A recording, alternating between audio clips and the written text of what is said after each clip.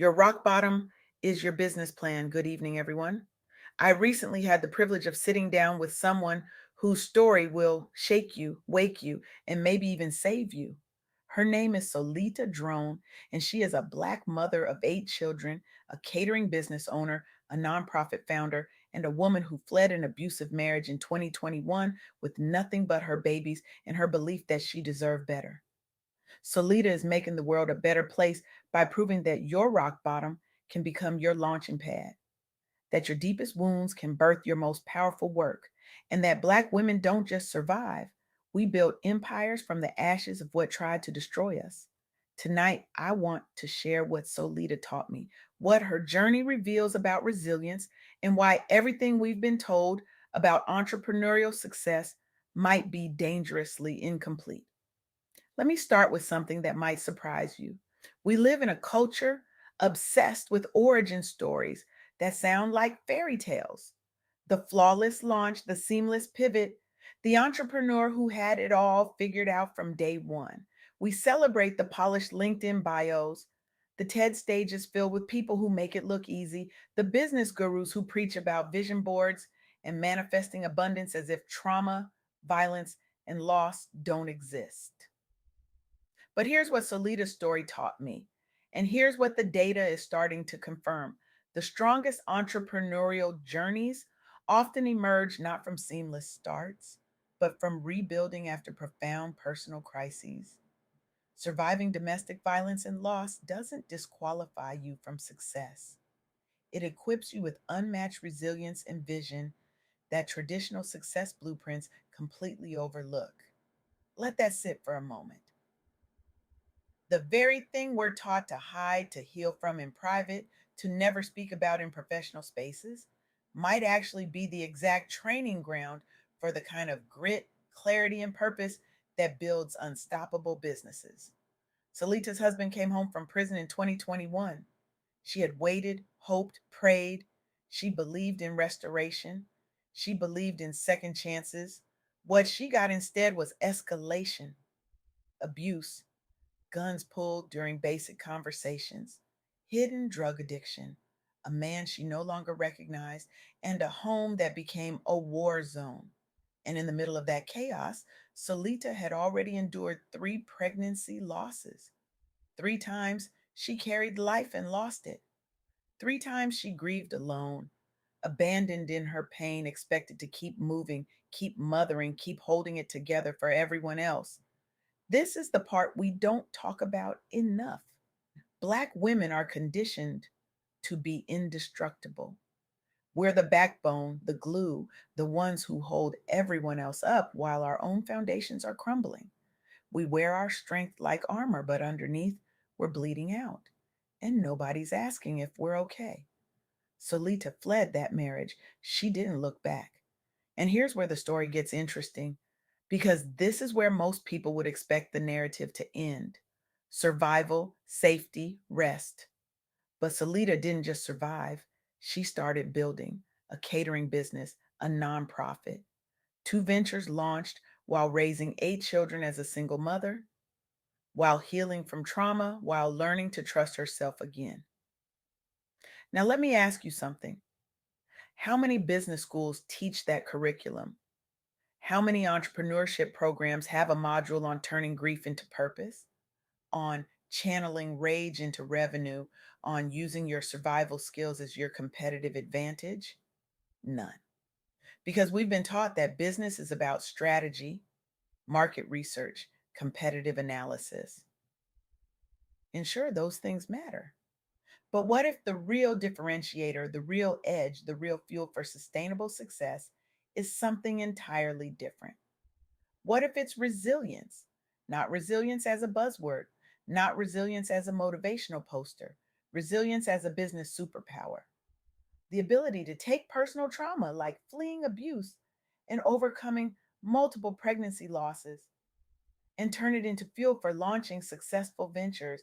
The ability to look at your pain and say, this will not define me, but it will refine me. It will sharpen me. It will become the foundation of something that serves others who are walking through the same fire. Solita's catering business isn't just about food, it's about nourishment, community, gathering people together in spaces where they feel seen and safe. Her nonprofit isn't just another organization, it's a lifeline for Black professionals, especially women who are facing similar struggles, who need someone to say, I've been there and you're going to make it. This is what I mean by resiliency as a superpower. Salita didn't wait until she was healed to start building. She built while she healed. She turned her survival into service. And that's the model we need to be teaching. But here's the second insight, and this one might sting a little. We've been sold a lie about entrepreneurship. The lie says, go it alone, be self made, pull yourself up by your bootstraps, hustle in silence, don't ask for help, don't show weakness. Build your empire solo and then reveal it when it's perfect. That's not just bad advice, it's dangerous, especially for Black women. Because the truth is, community over isolation is what actually builds sustainable success. Salita is raising 8 children while supporting her family and others. She's not doing it alone. She's tapping into networks, resources, people who believe in her vision. She's showing up at events, connecting with other entrepreneurs, learning from those who've walked the path before her. Let me tell you about someone else who understood this. Paul Hayner runs an insurance business called Insurance Land. He's been a member of the Mississauga Board of Trade for over 17 years. When he started, he was just another small business owner trying to scale in a competitive market. He didn't have the networks, he didn't have the connections, but he joined the Board of Trade anyway. And over those 17 years, he attended event after event, met over 1,500 professionals, and built relationships that expanded his operation significantly. Paul said something simple but profound. He met so many great people, and those relationships led to real growth.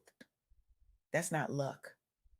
That's strategy. That's understanding that entrepreneurship amplifies when it's rooted in connection, in service, in showing up and saying, I need help and I'm here to help you too.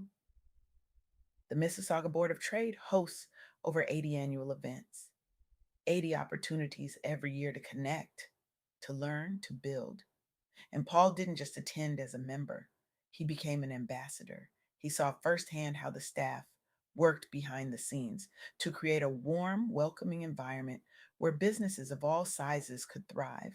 He witnessed the advocacy, the dedication, the intentional effort to connect ideas and people. And here's what's beautiful about this: Paul's story mirrors what Salita is doing.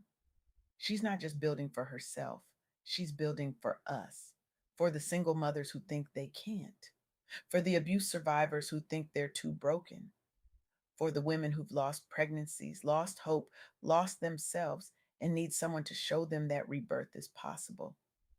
Solita gets this. Her nonprofit uplifts Black professionals facing similar struggles. She's creating the kind of community that says, you don't have to do this alone. You don't have to carry this by yourself. We see you. We support you. We're here. And that brings me to the third insight, the one that might be the most important: rebirth after rock bottom. We talk about hitting rock bottom like it's the end, like it's failure, like it's something to be ashamed of.